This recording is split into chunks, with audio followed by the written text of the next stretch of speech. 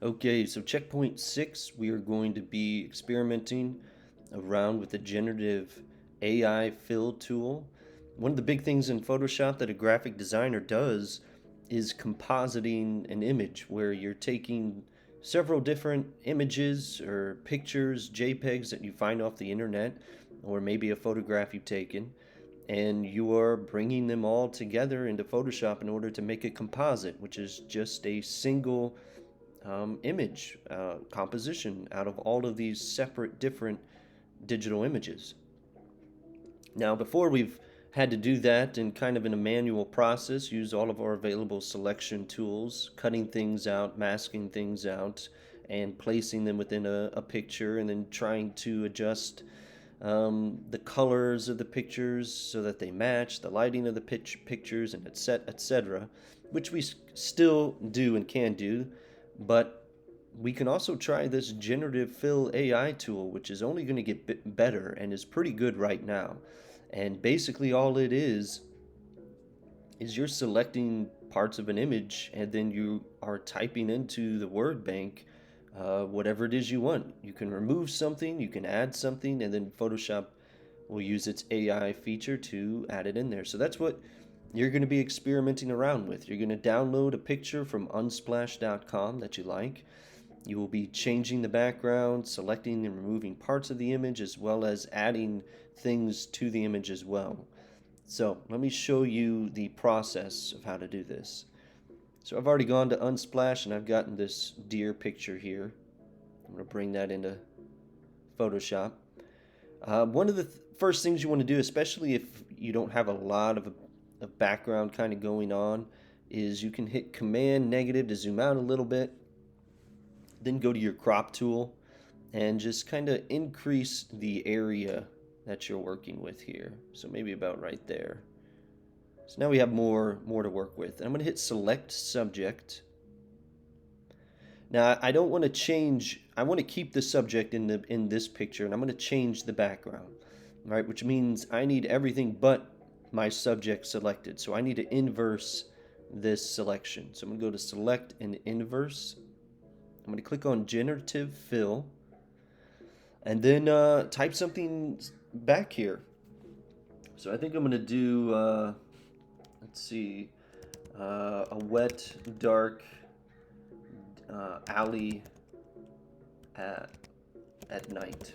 Let's see what we get. Hit generate.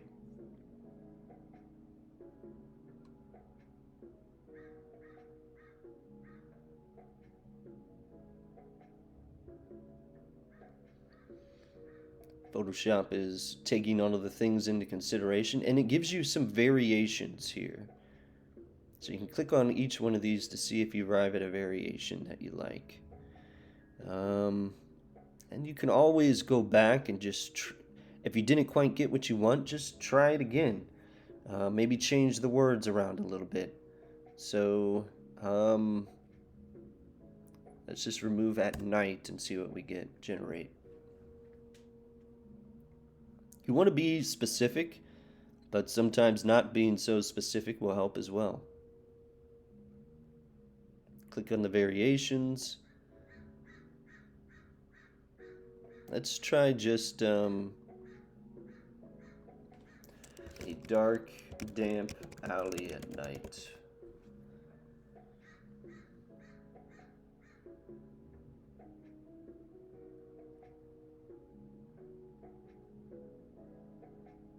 Okay, it's a bit closer to what I want. Click on some of the variations again. So yeah, I think I'll go with this one.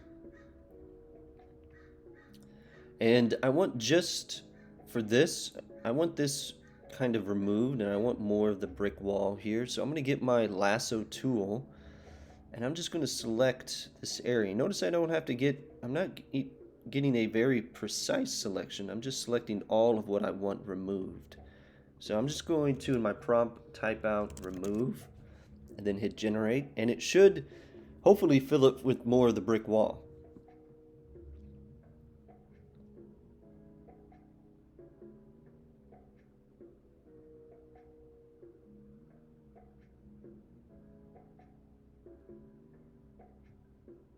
Yeah, there we go. All right, so let's continue with our brick wall here. I'm going to go ahead and select this area of the brick wall, and I'll type in graffiti, generate. And this is the type of thing that you're going to be doing, changing the background and then changing parts of the background, removing parts of the background, adding things to it, such as graffiti. Click on some of these variations here. I think I like that first one. That's pretty good graffiti. I'm going to zoom in and see if I can get rid of his antlers here. Or you know what? Let's put some sunglasses on this deer. So I'm just going to select the size of the sunglasses I want. And this is an important aspect. How large you make something is Photoshop's going to read the size of what it is you have selected within your selection area. So if I made this as a very large selection area and then I type in sunglasses, it's going to make very big sunglasses. Photoshop's going to change what it will put in there based upon the area you've selected. And I'll try and show you here what I mean by that. So let's type in sunglasses here, generate.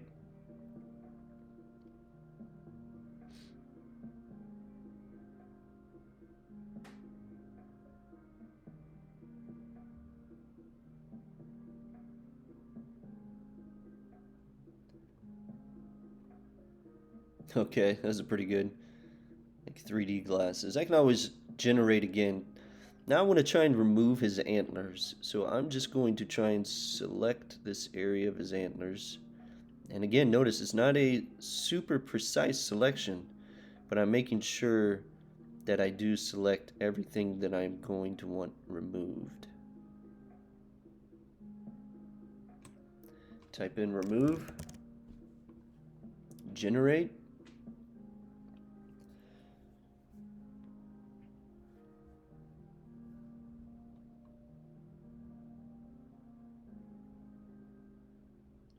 Oh boy.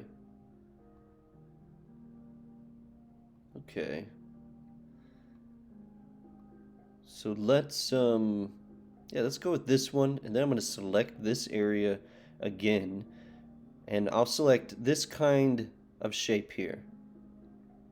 Okay, I'm going to type in hat.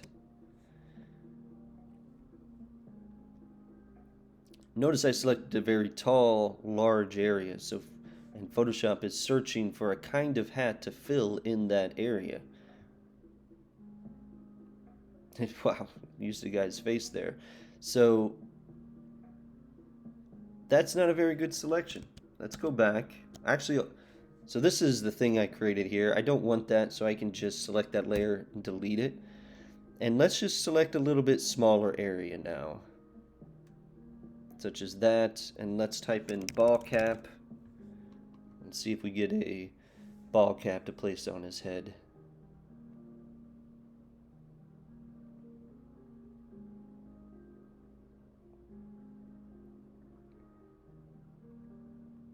Okay, let's type in baseball cap.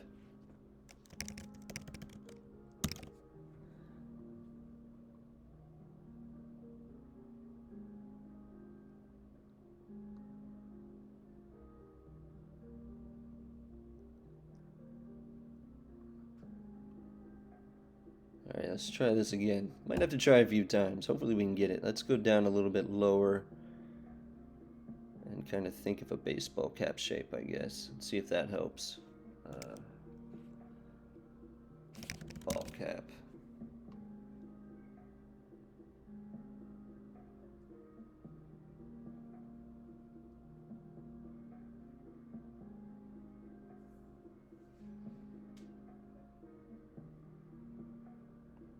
There we go. Got some baseball hats going on here now. I could type in the color if I want as well to change that. I think I'll go with that one. And then I think I'm gonna mess around with this background here. Let's type in remove lights.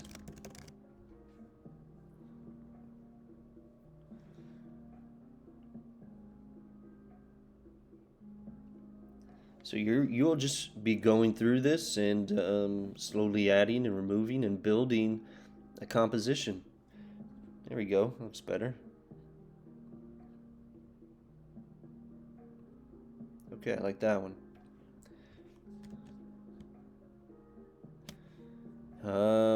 Let's try maybe put in a sports car here. It's probably not big enough of an area. Let's make it a little bit bigger. Let's just see what happens. That might not be a good selection. Sports car.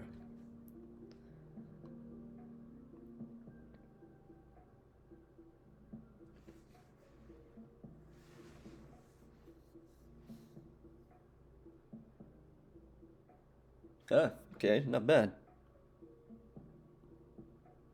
I think that first one worked out well. Let's go ahead and remove this light here.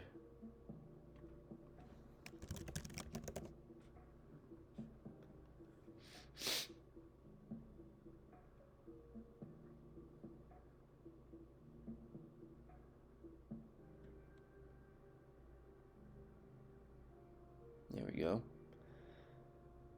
Okay, I think you get the idea of what you're doing here. You're adding things into the scene, changing things. I can, if I wanted this alleyway to be just a brick wall, I can select everything I want here.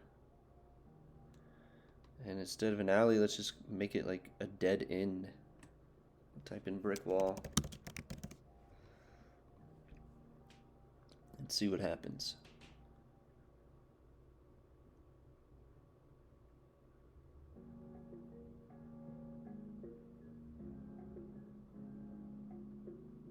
Okay. Let's type in dead end. See what happens. See if that works better.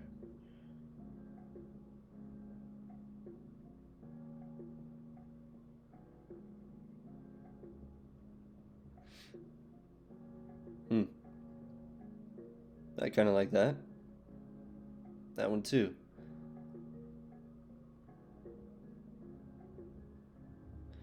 Let's go ahead and put a stop sign behind him.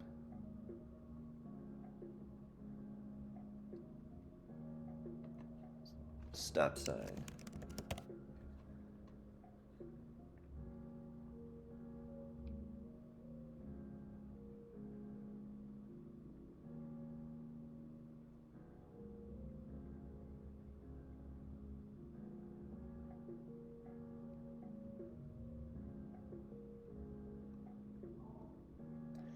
Alright, so you might have to change this a few times to get the correct angle. I don't think this one really works so well. But this is what you're going to be doing. Changing around your scene, adding things, deleting things, and just try and create a fun, interesting composition of different stuff going on. Let's put, I don't know, let's just select this area here.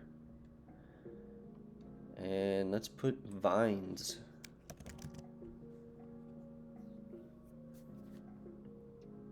You might have to try different word prompts in order to get what you want.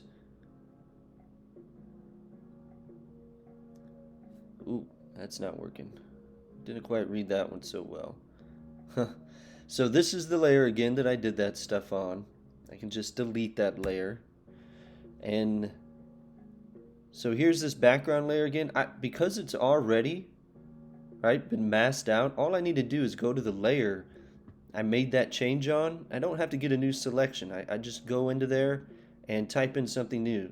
So I can name each one of these layers. You know, this one background, this one lights removed, this one sports car. And I can always go back to the sports car and instead type in cactus.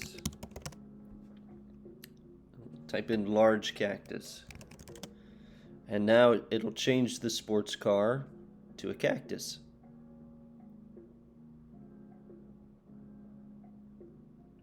Because it's rereading that area I have selected here, this white, and it's re-putting something in there. Cactus. Looks like it kept some of the sports car. So I would just get a selection of that area and click on remove.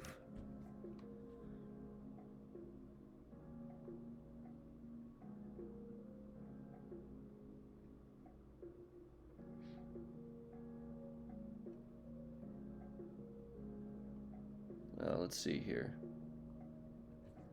Let's delete that. Let's try this instead. Let's get my black brush and... Okay, so that's not where the car is. Oh, car is here. So let's go to that and just hide that car.